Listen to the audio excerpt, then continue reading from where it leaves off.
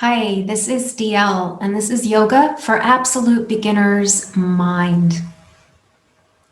The Zen master Suzuki is quoted as having said, "In the beginner's mind, there are many possibilities. In the expert's, there are few."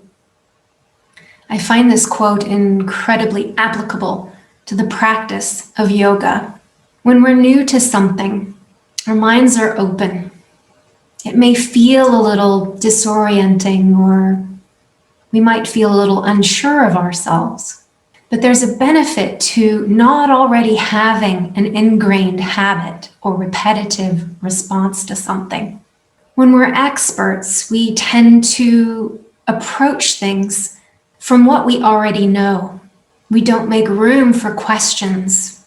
And if we know a way that works, we tend to think it's the only way. When I named this course, it was originally called just Yoga for Absolute Beginners, because I was indeed targeting people who were completely new to yoga. I added the mind later, because I really want this course to be available not just to the beginner, but to those of you who are willing to take on beginner's mind. There's something in this course for everyone. It's organized into 6 different sections. Let's talk about those now. So Unit 1 is all about the 8 limbs of Ashtanga Yoga. Now, most people consider asana, or the postures, to be what yoga is, and that's certainly a very relevant and important part, but it's only one of the 8 limbs, so we'll talk about the other 7. We'll talk a little bit about my approach to yoga and the importance of something called inquiry. We'll talk about setting up your space for the best possible practice. You'll learn some basic poses. We'll talk about the planes of movement, and you'll have an introduction to pranayama, the breath practices. In Unit 2, we'll talk about the use of props and how they can benefit your practice and support your body. We'll talk about the different types of poses, whether they are standing, sitting, balancing. In this section, we'll do exercises to help you gain awareness of your spine. You'll learn additional basic poses and a new pranayama. In Unit 3, we're going to be talking about the connective tissue and bones. I've added a new topic here, which will be talking about pain language. We'll experience some fascial sensing exercises and the difference between a pandiculation and a stretch. You'll learn a few more basic poses and a new pranayama. In Unit 4, we'll be talking about the core and the psoas muscle. You'll learn what it is to have neutral pelvis. You'll be instructed in a few more basic poses and a new pranayama. In Unit 5, we'll discuss the differences between mindfulness, concentration, and meditation. You'll learn more basic poses and another pranayama. And then in Unit 6, we'll talk about all the different types of yoga. And believe me, there are a lot out there. And one might be just suited for you and your body, more so than any of the others. So it's good to be aware of the kinds. Plus, if you walk into one class and find that it's not for you, don't think that yoga is not for you. There are so many types. Really, they're very different, and you need to be aware of them so you can choose what's best for you. You'll learn more basic poses and pranayama, and then we'll practice putting it all together. The whole point of me creating this course was to help beginners be comfortable in any class in which they find themselves. I want you to be able to walk into a new yoga situation and be familiar with the language and the basic poses, but also, and perhaps more importantly, to be able to take care of yourself and remain your own authority about your body. A teacher stands at the front of the room as a guide, not as a dictator. By learning to listen deeply to your own body, you can become your own guru. So let's talk about one of the perhaps greatest misconceptions about yoga. A lot of people say, I can't do yoga, I'm not flexible, or I'm too tight to do yoga. Well, yoga isn't really about flexibility. Yes, it looks that way because there's this westernized idea of yoga based on these Instagram pictures of yoga stars in their intense and severe poses. But that's really just a commercialism. Yoga doesn't mean flexibility. It means union or integration. It's about integrating mind, body, and spirit. So whether or not you can bend yourself into some kind of pretzel is irrelevant. Work with what you have and enjoy the process. Now, that's not to say that yoga doesn't benefit a person's flexibility. It absolutely will over time. Now, in terms of my approach to yoga, I use a lot of something called somatic movement. Thomas Hanna was the creator of somatics, and he's quoted as having said, "If you want to untie a knot, you must look at the cord carefully, then gently undo the tangle. Yanking on the cord will only make the knot tighter." This goes back to that misconception that yoga is about flexibility. Sometimes when we find ourselves in a yoga class or a stretch class, we believe that the sensations we're after are the really strenuous and intense ones. But I'm sure you all know what happens when you try to overstretch a muscle. It just gets tighter. It pulls back. And in the worst circumstances, it can end up being pulled. My approach to yoga is one in which we look very carefully at the tightness we experience or feel, and then very gently undo that tangle. Now, there are two principles that are very important to any yoga practice: stability and ease. The Sanskrit terms are sthira and sukham. So sthira is the stability. It means the firm, the steady, the fixed, steadfast, or unchanging. So you could think of this as your skeletal structure, but it can also be your mindset. Sukham, on the other hand, is our body's fluidity.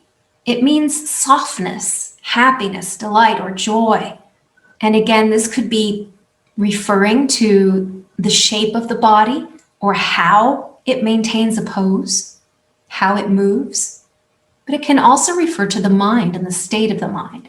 We need both sthira and sukha, and we need these two principles in different measures depending on what we're asking of the body or the mind or the spirit. It's a constant rebalancing act in the heart of yoga. Go too far one way or the other, and we're off balance. So I've already mentioned that yoga means union or integration. It's more accurate to think of yoga as a diverse set of behaviors that help develop the integration of one's body, mind, and spirit in order to liberate the being. Liberation is the heart of yoga. What does it mean to be liberated? Well, that's really for you to determine. Ask yourself, what would it mean for you to be liberated in body, mind, and spirit? Yoga asana can be based upon the principle of learning to let go of tension and pain in the body, rather than an exercise in enduring or tolerating it as you achieve a set of rigid poses. I mentioned that there are many styles of yoga, but there are also many paths within yoga. And according to the Yoga Sutras of Patanjali, 8 limbs of yoga are required for a balanced practice. So let's talk about those 8 limbs now. The first two limbs, yamas and niyamas, have to do with our attitudes and behaviors, both as we're practicing on the mat and in life off the mat. I talk about these two more in detail in another video. But I will mention here that beginners coming to the practice of yoga were expected to master the yamas and niyamas, at least to some degree, before moving on to learn asana. But asana is what we commonly know as yoga, the postures. It doesn't need a whole lot of definition because it's certainly what people are most familiar with. Pranayama is breath practice, and I'll talk about this a little more in another slide. Pratyahara is about going within. When we sit down on our mat, we want to draw our attention away from the outside, away from our worries and from our fears. We want to bring ourselves centered and grounded in the here and now. That's the practice of going within. Dharana goes hand in hand with pratyahara. It's concentration. It's being able to follow the breath or concentrate on a single thing. When we lose concentration in yoga and our mind wanders, we become off balance. Dhyana is contemplation or inquiry. And this is perhaps, at least according to my approach, one of the most important aspects of a yoga practice. And I'll talk about how I implement inquiry in practice and how I'm going to invite you to do the same. So if we look at pratyahara, dharana, and dhyana all together, we see the practice of meditation.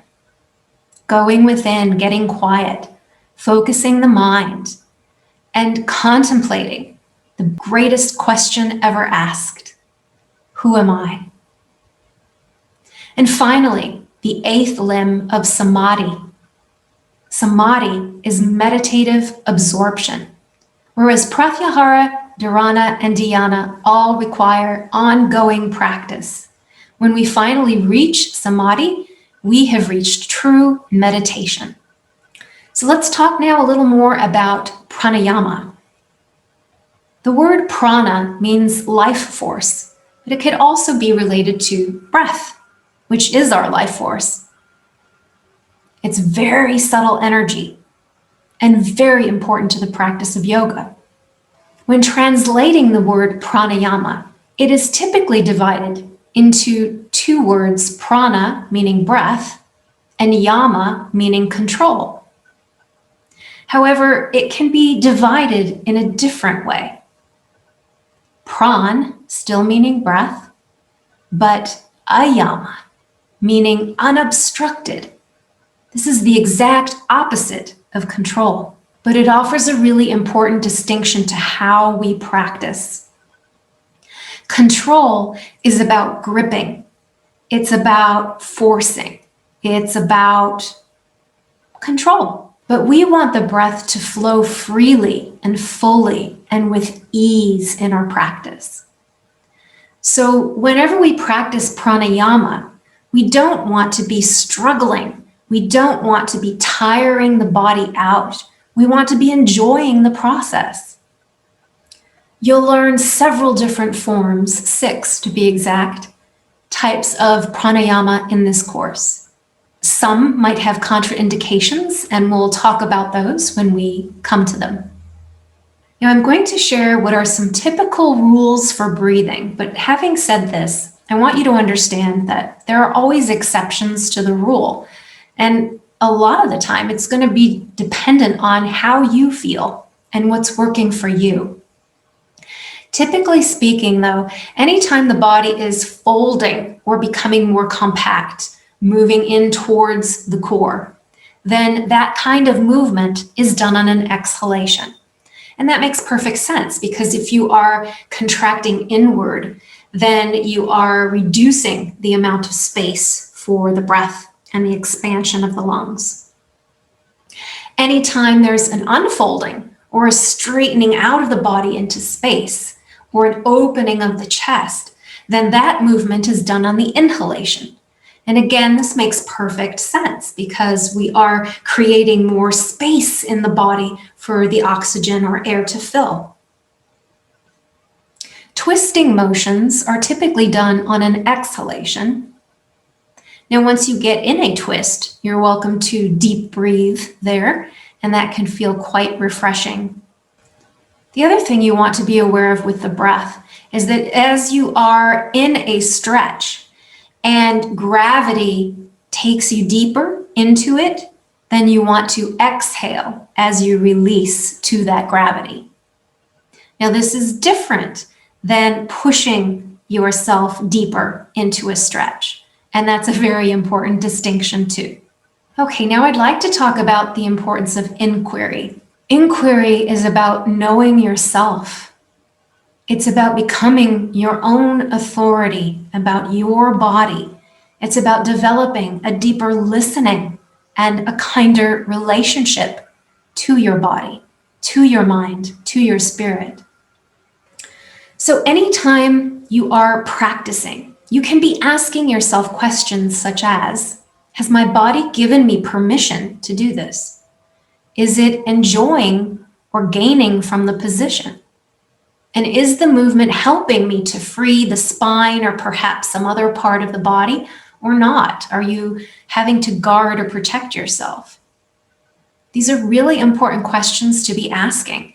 You know, the point of inquiry is to internalize the voice of the teacher for yourself so that you can practice anywhere, at any time, with anyone, and know that you're going to be respecting yourself. I just want to take a moment to say that I know it can be very difficult when you are in a classroom full of other people not to compare yourself or look around or feel that compulsion to look like everyone else. No matter how many times I tell my students that it's okay to do anything that they want to do, and also to do things longer than I propose, or even just to lie there through the whole class, I know it's very difficult still, even given that permission, to do it. It takes practice to really be comfortable with breaking out of those kinds of boxes and social norms. But I encourage you to do that, to give yourself permission. You can also ask yourself questions after a particular pose or after an entire practice. Now here I make some suggestions. You can ask, am I confused about anything or uncertain? What do I feel in my body? Where do I feel it? What's new to me? How did I go against myself today, if at all? What didn't feel good? What felt great? What messages did I receive from my body? What was difficult today? Did I miss any messages that my body tried to deliver? Now that one I want to talk about because it's really important here. The messages from the body can come quite quickly. And here's where if we don't have the concentration that we need, the dharana, that concentration, and we lose that concentration, we can go too far in a fraction of a second and do something that might hurt ourselves. So it's very important to be aware of those little messages from the body. Did I go beyond mild sensation? Did I go beyond ease? You could also ask yourself whether you balanced the stability and the ease well. What do I need to keep doing or do more of? What do I need to try or change next time? What do I understand today that I didn't understand before? Being curious about and asking yourself questions about your practice will deepen your experience. Whether you're a beginner or you've been doing this for years, it will open you up to new territories, new possibilities. And this is what will help you maintain that beginner's mind that we talked about at the beginning. So this concludes the first video, an introduction to the 8 limbs of yoga and my approach. I'm sharing this initial video with the general public. If you're interested in this course, you can find more information at dlcsgo.com. This course is rolling out in 2021, and it will be available for tribe members to my site. Thanks for listening. Have a tranquil day.